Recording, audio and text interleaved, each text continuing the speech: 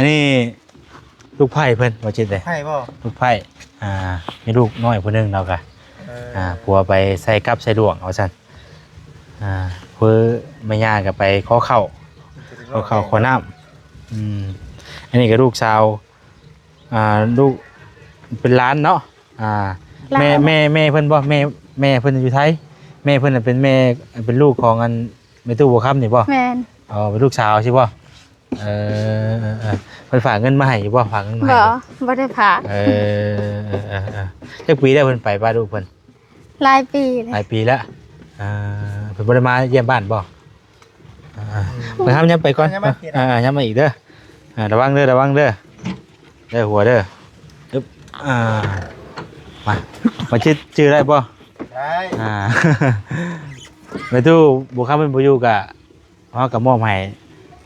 ลูกไผ่เพิ่นเลยมาเมื่อเล่นกับบอกเพิ่นเด้อบอกมันแม่ยาเจ้าว่าเบาแสนเพิ่นเอาเครื่องเอาของมาให้แล้วก็เครื่องของนี่ก็เป็นผู้ใหญ่ทั้งผู้รักผู้ใหญ่ทั้งเงินพี่เมย์พี่น้องเลยเนาะเห็นบ่นี่ทีนี้ผู้ที่ว่าเพิ่นเคยสดซอยน้องด้าสิเด้อบอกคนนี้เด้อแต่ว่าเพิ่นบ่ฮู้เนาะข้าวต้มขนมลายจ้ะพี่น้องเอ้ยเนาะกะเข้ามาถามเบิ่งครั้งแรกพี่น้องเนาะว่าเพิ่นเป็นได้ชีวิตครอบครัวเพิ่นนะแต่กะพอฮู้แล้วบัดนี้พอคิดเลยแฮงไปที่มาได้มาเป็นได้ไปอึ๊บ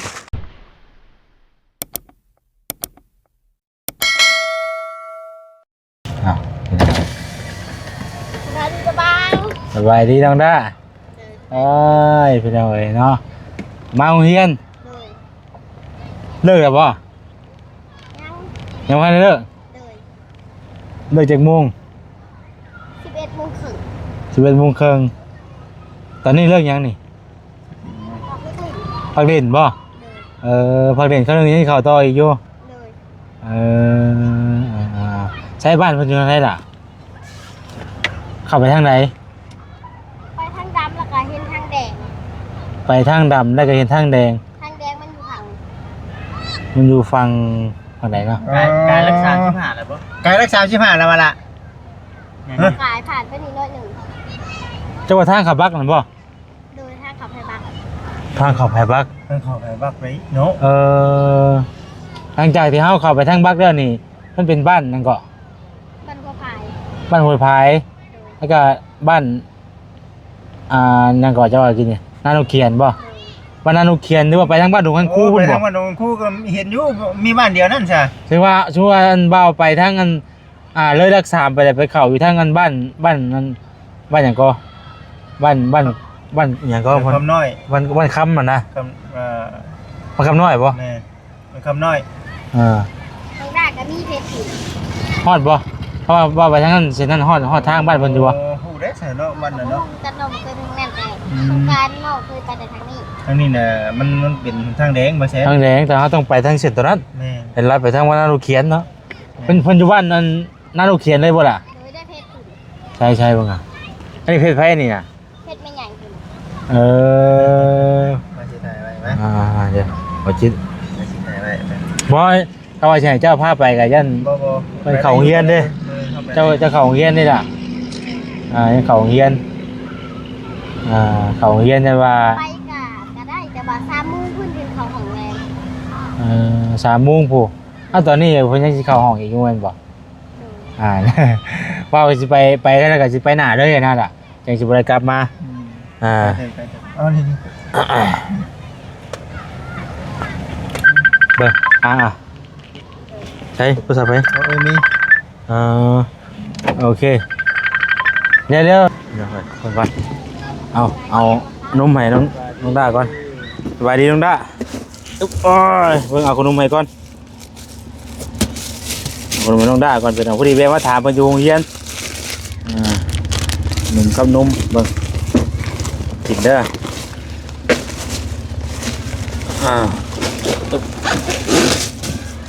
เอาล่ะเดี๋ยวว่าสิไปเบิ่งก่อนเด้อบ่จักทางก็เลยมาถามน้องด้าพี่น้องเพิ่นฮู้จักเนาะเดี๋ยวสิไปเบิ่งว่าเป็นจังไดเด้อเพิ่นอยู่กับไผก่ออยู่กับอันระบาดที่แล้วก็น้องแต อ๋ออยู่หันนั่นได้ โดย โอเคโอเคเดี๋ยวไปว่าไปเบิ่งก่อนเด้อ โดย โอเคโอเค เข้าใจเลย ไปเด้อ เลยเอาโอเคพี่น้องเอ้ยเนาะพอดีแวะถามทางน้องด้าเพิ่นพี่น้องเอ้ยพอดีว่าเพิ่นฮู้เด้พี่น้องนะเพิ่นเจ็ดที่ว่าทางน้องด้าเพิ่นแนะนำว่าอยากให้ไปเบิ่งแน่ว่าซั่นนะพี่น้องเลยเข้าไปถามไทยเบิ่งก่อนถามทางน้องด้าเพิ่นรู้จักเส้นทางให้เพิ่นบอกทางแล้วก็สิเข้าไปเบิ่งว่าเป็นได้ใดเนาะที่ไปที่มาเป็นได้ใดพี่น้องติดตามบ่นำกันเด้อพี่น้องเด้อป่ะบอกกันจุพุ่นนะเนาะเอาพี่น้องเนาะตอนนี้กาทางบอแซนได้มาฮอดบ้านเฮือนซานเพิ่นเป็นที่เรียบร้อยแล้วพี่น้องเอ้ยเนาะมากะเฮือนเพิ่นก็คือว่าดังในอยู่พี่น้องเอ้ยเนาะมาถามมาไทยเพิ่นก่อนมาเป็นจังใดพี่น้องเอ้ยเพิ่นขาดแคลนแบบใดอันนี้เนาะเฮือนซานนั้นเป็นเพิ่นนี่ก็ถือว่าหลังใหญ่หลังโตอยู่ได้พี่น้องเอ้ยแต่สิมาถามเพิ่นการใช้ชีวิตเป็นอยู่ของเพิ่นเนาะว่าเป็นจังใดโอ้ลูกน้อยเพิ่นพี่น้องเอ้ยสบายดีน้องสบายดีเด้อเจ้าอยู่กับไผนี่ อยู่กับลูก อยู่กับลูก โดย อ๋ออันแม่นเฮือนนั่นแม่ตู้บัวค่ำใช่บ่ แมน ใส่จะเพิ่นอยู่จะบ่มัน แล้วไปเลยเขา ไปได้เข้าไปกับไผ ไปกับแต่ ไปกับน้องแต่ แมน อ๋อไปกับน้องแต่ไปบ้านใดฮะ โอ้ย บ่ฮู้ขอเนี่ยใส่ไม้นะนี่ไม้เพิ่นไปกับน้องแต่ แมน เบิ่งว่าสิหนีบให้ได้ขออนุญาตเด้อว่าสิหนีบใส่ข้อเสื้อนี่โอเคโอ้เอาเว้ยไปนั่งอยู่พุ่นกันก็ได้ไปนั่งอยู่เตียงพุ่นไป ลูกให้ลูก เป็นเพื่อนซ่านเพิ่นไปเอาไว้เนาะโอ้ตัวอยู่กับลูกเนาะผมมีสายท่อนมท่อน้ำเนาะ นั่น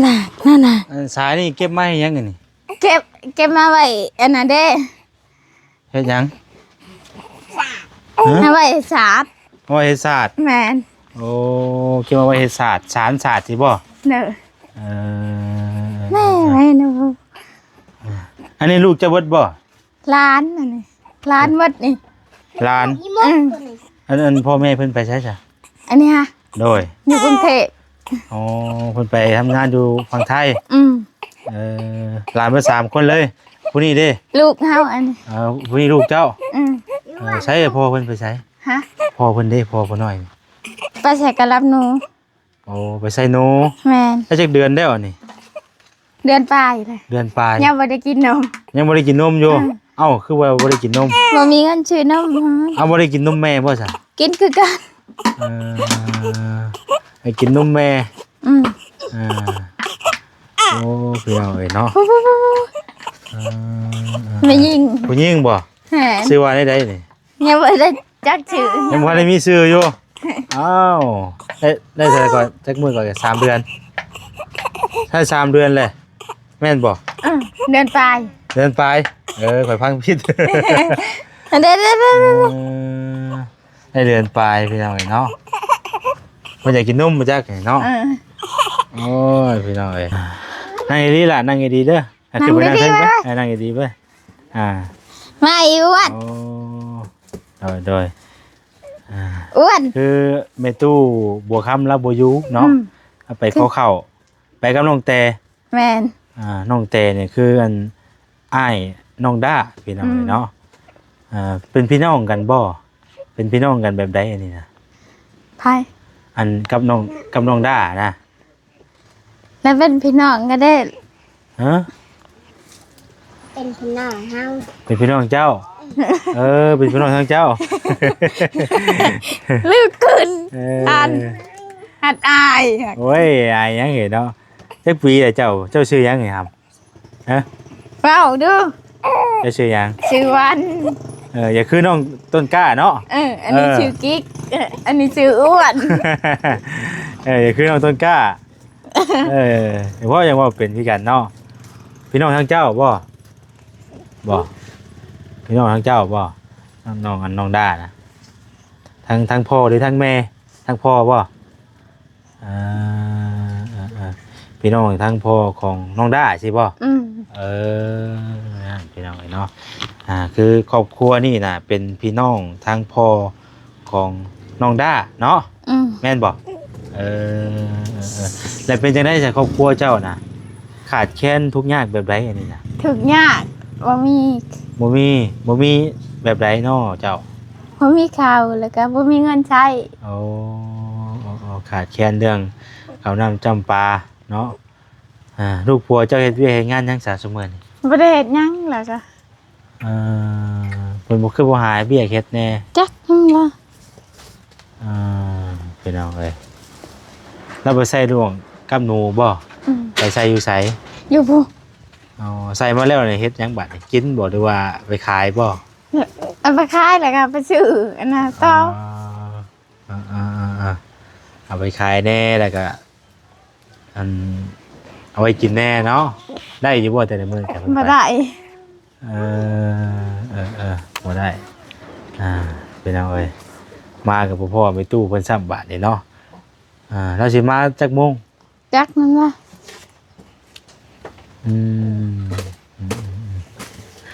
บัดคืออันเจ้าน่ะเป็นลูกของไปตู้อันบัวค่ำบ่เป็นลูกสาวเราบ่ หามาอยู่ในแต่นี่แต่เฮิงเลยได้ เป็นลูกไผ่แล้ว เป็นลูกไผ่อ๋อเจ้าน่ะเป็นลูกไผ่ของไปตู้บัวค่ำ เพื่อนเช้าลูก ฮะ เพื่อนเช้า เป็นว่าจังไดก็ จักนั่นว่า มาเว้าสิว่าฟังอยู่เจ้าเว้าเป็นน่ะเจ้า ว่าไว้ เว้าเว้าบ่งดู แต่แล้วมึงอยากได้ชื่อขนมไว้ว่า ลูกอีมุกไดวันเสาร์ แต่วันเช้าร์ แบบใดก็ มันว่าลูกหาได้วันเช้าร์ แต่วันเสาร์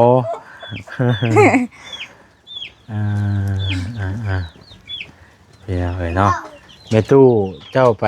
ขอข้าวบ่เจ้าเคยไปนะเพิ่นบ่บ่เคยบัดบัดพ่อแม่เจ้าน่ะเพิ่นอยู่ฝั่งไทยบ่โดยแหละ โดยว่าดู โดย มันมีแต่อย่างเดี เพิ่ ย น ว ฝากเงินมาให้อยู่บ่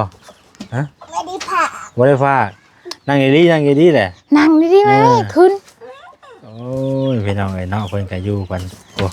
น้ำกินเพิ่นก็ใส่กระตา กินน้ำพี่น้องเอ้ยน้ำสร้างบ่นี่นะ น้ำหวย น้ำห้วย บ่ได้มีเงินจะซื้อน้ำอนามัย กินน้ำหวยคือ อ้าวมันบ่แม่นน้ำสร้างน้ำหยังบ่ซะ ยำสาม น้ำสร้างบ่น้ำสร้างแล้ว น้ำสร้าง ท่านเชื่อกวน เออเจ้าน่ะซื้อหยังเจ้าน่ะ ให้ชื่อมุด ซื้อมุด แม่น โอ้ซื้อมุดอายุกี่ปีแหละฮะจำบ่ได้ อืม บ่ฮู้ซ้ำ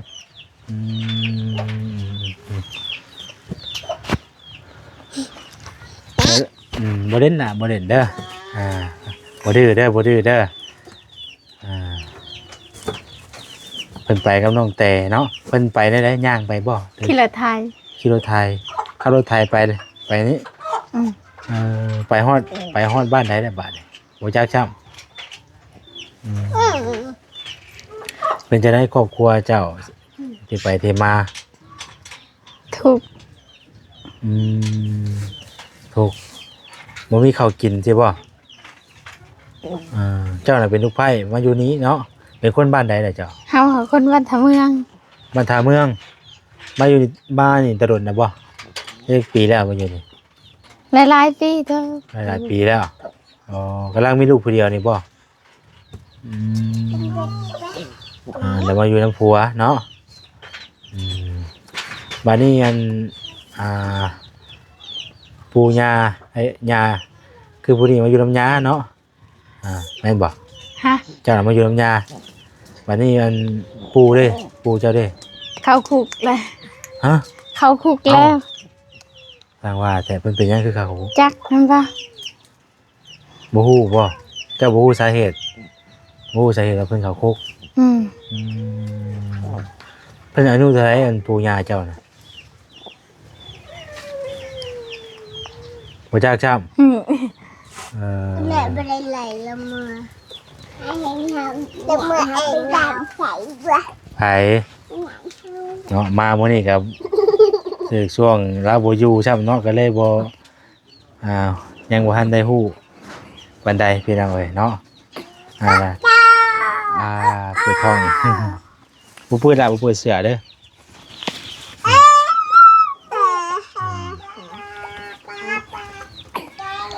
แต่จุดประสงค์หลักๆเพิ่นก็คือเรื่องข้าวเรื่องน้ำพี่น้องเอ้ยเนาะครอบครัวเพิ่นนี่ก็เป็นเรื่องข้าวเรื่องน้ำบ่มีอยู่มีกินโอ้ยเนาะบ่พอเพิ่นซ้ำเป็นจังได๋ละบาดนี่เพราะว่ามาเป็นเทื่อแรกเลยพี่น้องบ่เชิญก็ได้เนาะมาเป็นเทื่อแรกพี่น้องเอ้ยพาขึ้นไปเบิ่งเฮือนอยู่พาเพิ่นพาเพิ่นขึ้นไปเบิ่งเฮือนก่อนพี่น้องเอ้ยเนาะเป็นจังได๋ลูกเราก็ยังน้อยอยู่พี่น้องเอ้ยเนาะได้เดือนปลายผู้กลัวกับผู้อยู่ไปหาอยู่หากินเราก็ได้ไปใส่กับใส่ลวกเนาะขึ้นอันนี้เอามาสารศาสตร์ไว้ขายบ่แม่นเบิ่งรู้สิขึ้นไปเบิ่งเฮือนเพิ่นก่อนว่าเป็นจังไดพี่น้องเอ้ยเนาะเบิ่งก่อน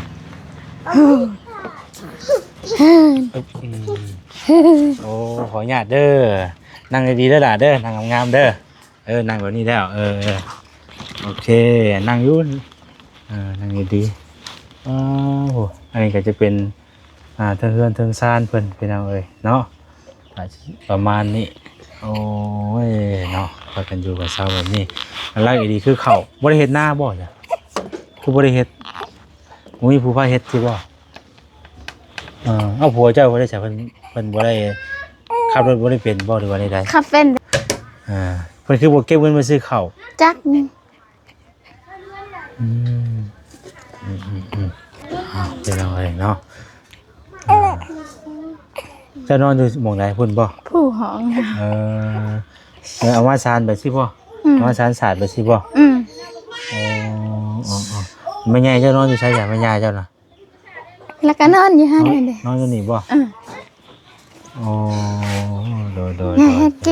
เนาะผู้กางเจนเอา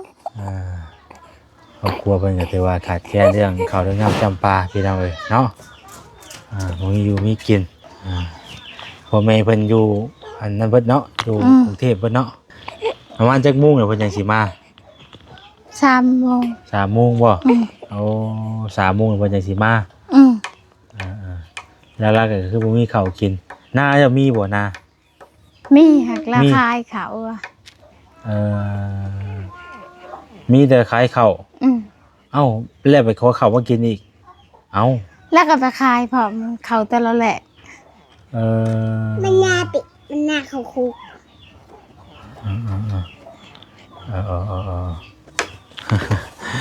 พี่น้องเอ้ยเนาะเดี๋ยวเฮาก็สิไปเอาเครื่องของไม้เพิ่นก่อนเนาะเอาลูกไปนอนก่อนเด้อเอาลูกไปนอนไสอยู่อู่นี้เด้ออู่บ่ฮ้อนบ่มันบ่ฮ้อนบ่ฮ้อนหั่นแหละลูกไปนอนเลยพี่น้องเอ้ยเนาะสาดจ้ะเนาะนอนเลยพี่น้องเอ้ย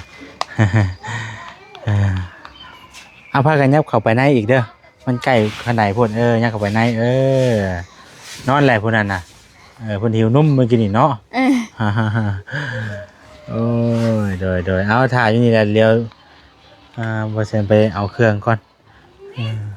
เดี๋ยวลงมาขนเครื่องน้ำกันก็ได้ปะเจ้าปะไปก็ลูกให้มันไม่ตู้บัวข้ามบนบัวยูกับพอดีจะมอบให้อันอยู่พูดลูกไผ่เพิ่นเลยพี่น้องเนาะเพราะว่าเพิ่นไปขอข้าวขอน้ำกินตัวของขวดเรียบร้อยแล้วว่างเด้อระวังเหยียบเด้อแตกใส่ตีนได้เก็บเมียนเด้อเวลาเจ้าอะไรกันแต่มันสิแตกใส่ตีนได้พี่น้องเลยไปเอาเครื่องให้เพิ่นก่อนบัดนี้เนาะบ่ได้เห็นนั่นเมตู้บัวค่ำจำบ่ฮู้ว่าเป็นจังไดเนาะ พี่น้องเอ้ยสบายดีเด้อว่าจิตเด้อ ไปดิ บ่คำเนาะ สวัสดี อ่า อ่าอันนี้ลูกไผ่เพิ่นว่าจิตเด้อ ให้บ่ ลูกไผ่มีลูกน้อยผู้หนึงเราก็ผัวไปใส่กับใส่ดวงเอาซั่นเพื่อแม่ย่าก็ไปขอข้าวขอน้ำอันนี้ก็ลูกสาวลูกเป็นหลานเนาะแม่เพิ่นบ่แม่เพิ่นอยู่ไทยแม่เพิ่นน่ะเป็นแม่เป็นลูกของอันแม่ตู้บัวคำนี่บ่ แมน อ๋อเป็นลูกสาวใช่บ่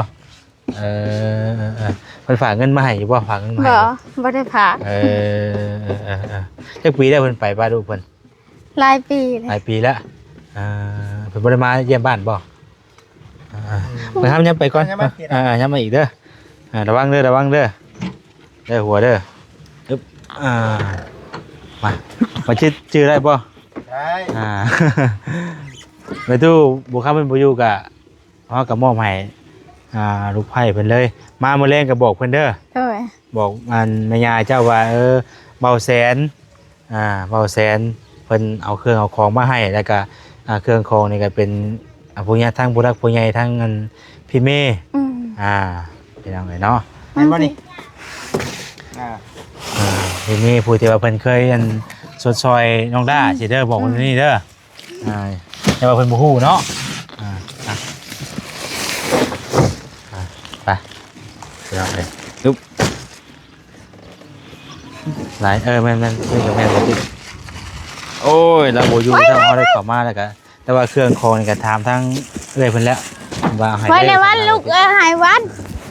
เฮาก็บ่ฮู้เวลาว่าเพิ่นเยี่ยเพิ่นสิโอ้ยนั่นเนาะ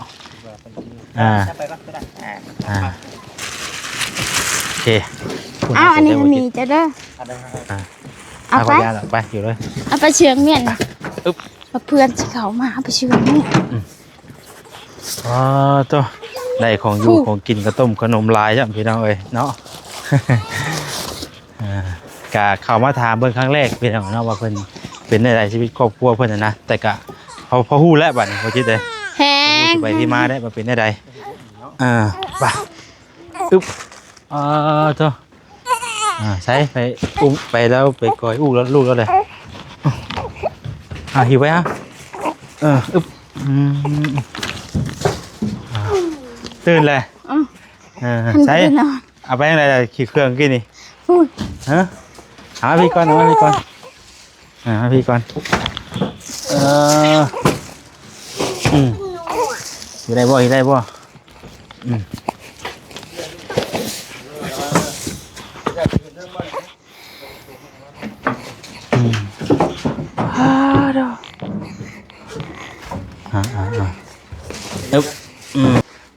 มาพี่ก่อนว่าสิแนะนำเครื่องมาพี่ก่อนบอกย่าน้ำได้เหยเด้อมวยไปเชื่องไว้ได้เด้อบอกย่าเด้อนี่เพิ่นเห็นเบิดเด้อเนี่ยเจ้าตัวเพิ่นบ่ได้ได้เครื่องของที่ว่าบ่แสนนำมาให้มื้อนี้นะเดี๋ยวสิให้เบิ่งสิเอามาให้เบิ่งก่อนไปเอาให้น้องว่ามีหยังแน่นะก็หลายอย่างหลายแนวอันนี้ดูนั่งดีล่ะนั่งดี นั่งลง นั่ง มันอยากกินขนมมันเกี่ยวอีกอย่างว่า เบิ่งสิแก้ขนมให้กินก่อนนั่งเด้อนั่งเด้อครับว่าบ่นั่งบ่ให้กินได้เด้อ ผู้ใดดื้อเลยบ่ได้กิน ผู้ใดดื้อบ่ได้กินเด้อ ผู้ใดดื้อมาชามเลยบ่ได้กิน พี่น้องเนาะเฮ็ดจังได๋นบก่อน สุญญาน บวันเฮากูบอกวันนบกิ๊ก สุญญาเอากินก้อนบัดนี้เด้อ นั่งลงวันนี้ เอาเครื่องคองก็จะประมาณนี้แหละพี่น้องเนาะเดี๋ยวนี่ตัวนี้ก็นุ่มออกมาให้เพิ่นเห็นน้ำรดแหละพี่น้องเอาซิสองแก๊สนุ่มเลยกับซอยหมวยนุ่มเลยซอยเนาะนุ่มอันนี้ก็ไมโลเนาะหมูเป็นตีนเครื่องคองจะเต็มลายพี่น้องปลากระพุงกระปองเพราะว่าที่เป็นสันดอกสันไล่ล่างศอกล่างถ้วยหมักพริกหมักพริกเลยครับผักเทียมเนาะแต่ถ้าผมเกลือปลาแดกเปรี้ยงนัวนี่รสดีก็มี เป็นยังไงเนาะ นางลงวัน เรือซองแล้วก็มีน้ำสบู่เนาะยาสระผมเป็นถุงน้ำตาลนี่แหละพี่น้องเอ้ยอันนี้ก็น้ำ หลายอย่างอยู่ได้เนาะนี่พี่น้องเอ้ย นั่นเลยเด้พระเจ้านี่ น้ำสมน้ำหวานในอย่างต่างๆหลายอย่างเนาะไทยนี่แหละทั้งหมดทั้งมวลพี่น้องจะเป็นเงินของทางพี่เมย์เนาะพี่เมย์จะว่าเคยสดซอยเจอน้องด้าแล้วก็มาหาน้องด้าและพี่น้องเอ๋ยเนาะก็คือครอบครัวนี่นะเป็นครอบครัวที่ว่าเป็นพี่น้องกันกับน้องด้าเพราะฉะนั้นซะเนาะพี่น้องทั้งพ่อวะพี่น้องทั้งพ่อน้องด้าพี่น้องเอ๋ยเนาะนี่ผู้นี้อยากว่าเป็นจะได้บ่จิตนี่ อยากว่าเป็นอยู่ผู้นี้ว่าเป็นพี่น้องตุ้งใกล้ได้นี่ บางวัน ฟู พี่น้องเอ้ยเอาไพ่พกไว้จ้ะอย่ามันผิดกฎ YouTube พี่น้องเอ้ยเนาะอึ๊บเอาก็จะประมาณนี้เครื่องของที่เฮานำมาให้มื้อนี้พี่น้องเอ้ยก็บอกย่าเด้อเครื่องของต่างๆนี่นำมาให้เอาไว้อยู่ไว้กินเนาะเพิ่นก็อยากให้บ่แซนเข้ามาเบิ่งกันแหละพี่น้องเอ้ยเนาะเข้ามาเบิ่งเข้ามาถามครอบครัวของเพิ่นน่ะว่าเป็นจังไดน่าก็ถือว่าครอบครัวเพิ่นก็ถือว่าเป็นครอบครัวหนึงที่ว่าขาดแคลนเรื่องข้าวเรื่องน้ำ น้ำปลาก็เลยมาถ่ายมาถามเบิ่งเป็นจังไดที่ไปที่มาเนาะมาก็คือว่าแหละพี่น้องเอ้ย แม่ เอ้าเว้ยตื่นแล้วบ่บัดนี้ฮะ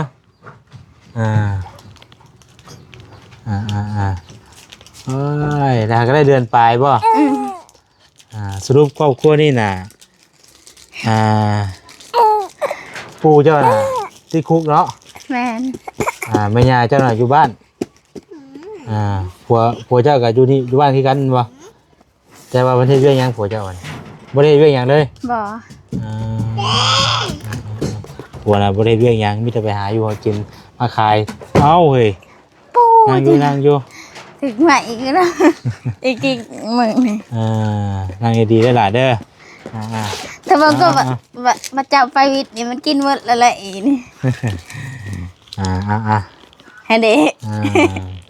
เป็นยังไงว่าได้กับครอบครัวแตกแยกนะพังสลายเสาหลักครอบครัวบ่อยู่บ้านแหละก็เลยแบบเปลี่ยนไปเนาะก็เลยแบบว่าบ่มีผู้พาเฮ็ดพาสร้างให้หน้าตะกะหน้านี่มีบ่ มีแล้วก็ขายซ้ำหาย ขายเฮ็ดหยัง ขายเอาเงินแล้ว ขายเอาเงินมาใช้ ไปเลยบอกหลอก โอ้ยสร้างเป็นแท้ นี่จะเดินนี่แล้วก็ยังขายเลย อันเฮือนนี่ได้จ้ะ แล้วบ่ได้ขายเลย อ๋อ แล้วขายแต่เดินนี่ เอาสายประมาณนั้นแหละพี่น้องเนาะค่ะเฮาก็ฮู้ที่ไปที่มานั่นแหละพี่น้องเนาะสาเหตุครอบครัวเพิ่นเป็นได้ใดเนาะคือลูกผัวก็บ่ค่อยเอากับเวียกับงานปานใดที่สังคมบ่ แม่น โอ้เป็นเรื่องนี้พี่น้องเนาะเอามีแต่นางงามๆอยู่อ่ะถ่ายรูป นั่ง ให้ ล แน่ ง บ่จิ นั่งลง ถ่ายรูปให้แน่เด้อ นั่งติ๊ก เด้อแนมกล้องเด้อ นี่ปุ๊บ อุ้มธรรมดาก็ได้อุ้มธรรมดาอุ้ม1 2อุ้ยน่ะมาทีละ1 2 โอเคเอามีแต่เท่านั้นนะเจ้าเด้อมีแต่บอกแม่ยายเจ้าเนาะกลับมาแล้วก็บอกเพิ่นมีแต่ว่าแซนสิได้ขอตัวจบคลิปแล้วพี่น้องเนาะก็คนอื่นก็ขอบคุณทั้งผู้รักผู้ใหญ่เพิ่นเนาะเจ้าขอบคุณเป็นบ่ขอบคุณผู้ใหญ่เพิ่นเด้อ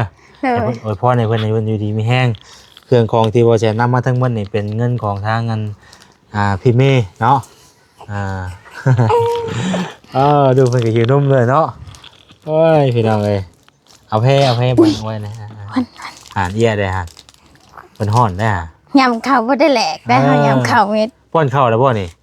ว้ายเนาะ ป้อนข้าวเม็ดมันเกือบตาย ป้อนข้าวเม็ดเกือบตาย เฮายำข้าวบ่ได้แหลก โอ้ยจังว่าแท้เนาะซุมมีกินข้าวเม็ดไว้แท้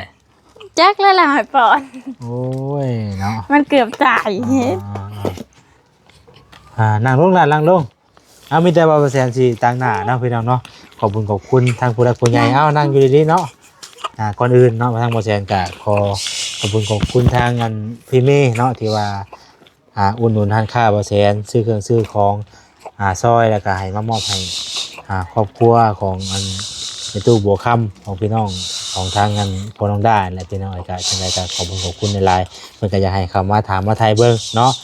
เพื่อว่าสิมีทางผู้หลักผู้ใหญ่หลายท่านอยากจะซอยเพิ่นเรื่องข้าวเรื่องน้ำนะเนาะก็เบิ่งนํกันพี่น้องก็ประมาณนี้เรื่องราวครอบครัวเพิ่นคือหลักๆก็คือบ่มีข้าวกินเนาะเอาอยู่ดีมีแห้งทุกคนเด้อจังไดก็ขอบคุณทางเพิ่นในไลน์ขออยู่ดีมีแห้งสุขกายสุขใจสุขภาพแข็งแรงเนาะปรารถนาสิ่งใดก็ขอให้ได้สมหวังดังปรารถนาขอให้มีแต่ความสุขความเจริญสุขกายสุขใจ ไหล เนาะ กินนมเลย ถูเด้อเด้อเนาะไปทางว่าฉันน้ำลาไปก่อนบัดนี้อยู่ดีมีแห้งว่าสุขสุขคนสบายดีเด้อ